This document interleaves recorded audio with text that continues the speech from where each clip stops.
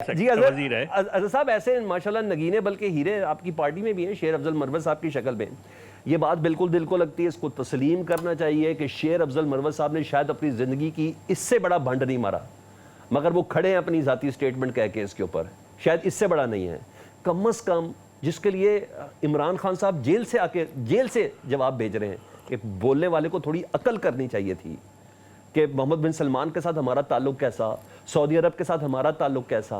जाने से 15 दिन पहले OIC का इजलास इधर, 3 अरब डॉलर, 1.5 अरब डॉलर का पेट्रोल, ये कोई छोटी चीज़ तो नहीं थी। शेर अफजल मरवत साहब को कोई भी नहीं चुप करा सकता पार्टी में।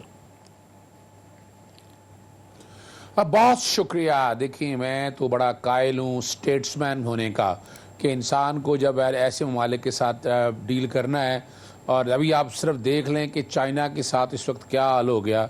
इमरान खान के दौर में अब CPEC को आगे लेके जाना था, लेकिन CPEC के साथ क्या हाल किया है। इस वक्त हमारे मुल्क में चाइनीज़ महफूज नहीं है, ये बड़ी तकलीफ दे बात है। और सिर्फ इसी बात के ऊपर इस मुल्क के वज़ीर आज़म और इस गवर्नमेंट को घर चले जाना चाहिए, ये इस लायक नहीं है। हाँ, जहाँ तक शेर अफजल मरवत की बात है, उसको कंडेम किया पार्टी लीडरशिप ने, बाकी हर जगह ने, मेरी तकरीबन बहुत से लोगों से बात हुई है, उन्होंने ज़ाती राय भी अपने तौर की और उनको अल्फाज वैसे वापस लेने चाहिए, मैं ये समझता हूँ। यानी मुझे भी बहुत सी चीज़ें पता हैं, एक शोकॉज ही दे दे, मुझे भी बहुत पता तो चले आप लोगों को तकलीफ हुई, एक शोकॉज ही दे दे। देखिए, ये सवाल ये है ना कि ये आर्टिकल 19A को कवर करता है कि एक आदमी अपनी बात ज़ाहिर राय करना चाहता है, उसको रोका नहीं जा सकता।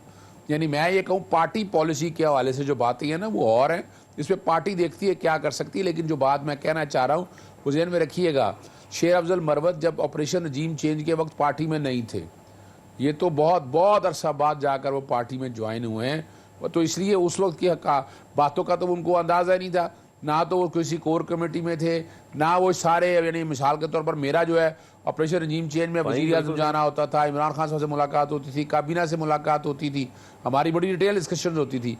ज़रा मैं एक चीज़, जो असल चीज़ की तरफ आना चाहता हूँ, अभी आपने मेरे पिछले अगर आप 5, 6, 7, 8 महीनों के, 1 साल के अगर इंटरव्यू देख लें, मैंने नवाज शरीफ के बारे में कहा था वो पाकिस्तान में नहीं आएगा, आएगा तो डील के तहत आएगा। और फिर मैंने ये भी कहा था कि आएगा तो वज़ीर आज़म को उम्मीद, ये क्लैरिटी है। जी बिल्कुल, आप मेरे प्रोग्राम में भी कह चुके थे। वजह क्या है कि और ये बड़ी क्लैरिटी इस तरह से है कि वो उसकी वजह है कि एक डील के साथ आ रहे हैं इन्होंने, ये तो लूट मार करने के लिए आ रहे हैं, ये मुल्क बचाने के लिए थोड़ा है। ये तो अंदाजा लगाया ना, फार्म 45 की पैदावार है, और इन्होंने आप अंदाजा लगाएंगे क्या मेरिट क्या है इनका। 2 साल इन्होंने तकरीबन 18 महीने PDM-1 ने इस मुल्क का सत्यानाश कर दिया। आम आदमी के साथ क्या हुआ, औरतों के साथ, बच्चों के साथ, यानी जो ज्यादतियां हुई ये सारी इन गवर्नमेंट ने की और इनके सेरा है। हमने इस तरह के सियासी इंतकाम नहीं लिए जो ये आज भी जलसे जुलूस अब कर नहीं सकते, जलसों की इजाजत नहीं देते। अभी रावलपिंडी में वकार हसन चीमा जो है, वकार चीमा इनका PP 35 का उम्मीदवार है, जालसा से जीता हुआ है, उसका बेटा है, वहां पर नहीं इजाजत दी। इसी तरह सिंध के अंदर इजाजत नहीं दी इन्होंने। आप अंदाजा तो लगाए ना कि ये कौन सी जमहूरियत गवर्नमेंट है। ना अदालतों में आकर फेस कर सकते हैं। फिर वो 6 जजेस के हवाले से जब बातें आई, इन्हें खुल के सामने आना चाहिए था कि जजेस के ऊपर प्रेशर था। प्रेशर इनको नहीं पता है, इन सबको पता है। जो यानी मामला चला गया ना सर, जब बनाने चले थे तो उन्हें 28 तारीख को उसकी हेयरिंग है ना, वो तो चला गया। मगर अजहर भाई, आप मेरे पॉइंट्स पे आप आ गए। अब समझ गए कि आपने शेर अफजल मरवत साहब को कंडेम किया। मैं जिस सवाल की तरफ आना चाहता हूँ, ये फैजाबाद धरना कमीशन, आप समझते हैं कि जिम्मेदार का तयन हो गया, खुरा लग गया, मास्टरमाइंड का पता चल गया, या कमीशन के सामने कोई और स्टेटमेंट है, बाहर आके कोई और स्टेटमेंट है, 2 बयानिए चल रहे हैं, ऐसा लग रहा है आपको भी? देखिए वजह क्या है, कमीशन की सरबराही इन्होंने अपनी मर्जी से अपने बंदे को दी है, मेरे तक इतला है पूरी सारी। और दूसरा देखें ना, वोट को इज्जतों का नारा ज़मीन बोस हो चुका है, इनकी एस्टैब्लिशमेंट के साथ सुलह हो चुकी है। अब ये ताड़ रहा है, 4 नंबर गेट की वो पैदावार है इस वक्त। उनका जितना 4 नंबर गेट से रब्ता किसी दौर में शेख रशीद साहब कर रहा है, इस वक्त अता ताड़ का रब्ता। यानी इस एस्टैब्लिशमेंट के हवाले से कोई भी बयान सबसे पहले जो बंदा आकर जवाब देगा उसका नाम अता ताड़ है। और मुझे ये पता है, इस हवाले से कई मामलात को मैं भी जानता हूं। तो ये जो ना, तो ये आप समझे कि इनकी आपस में अपना सुलह हो चुकी हुई है एस्टैब्लिशमेंट के साथ। तो एस्टैब्लिशमेंट जो चाहेगी वो करेंगे, इन्होंने क्या करना है, ये तो मुलाजम है। मोहसिन नकवी क्या उनका ताल्लुक पाकिस्तान मुस्लिम लीग उनके साथ है?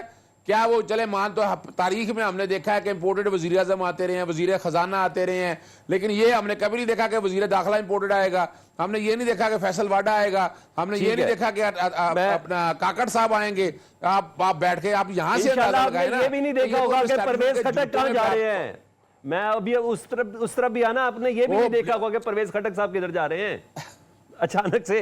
खैर देखिए वो तो हमें पहले दिन का पता है, हमें पहले दिन का पता है कि जहां जहां जिनके ताने बाने जहां हैं, तो बहुत सा पता है। मोहसिन नकवी वाली तैनाती पे इतना हैरान ना होना सर। मैं सायरा बानो साहबा, मैं उसकी वजह है कि परवेज खटक देखे ना, परवेज खटक हमारे साथ चले हैं, हमारे वजीर रहे हैं पाकिस्तान तहरीक इंसाफ के, लेकिन ये नहीं है कि ये स्काई लैब आ जाएं और आकर और अंदाजा लगाएं कोई। और जिस तरह इनको लाया गया ऑपरेशन रजीम चेंज में जो हिस्सा रहा, तो यहां से नजर आता है ना कि इनके राब्ते कहां हैं। कितना मजा आएगा आपको परवेज खटक साहब अचानक गवर्नर केपी के आ जाएंगे ना। अजहर साहब अगर वो अचानक गवर्नर केपी के आए तो आप हैरान होंगे। हालात तो वो मुझे हैरानगी नहीं होगी, जो एस्टैब्लिशमेंट का है वो भी 4 नंबर गेट में आना जाना उनका है, हमें नजर आ रहा है।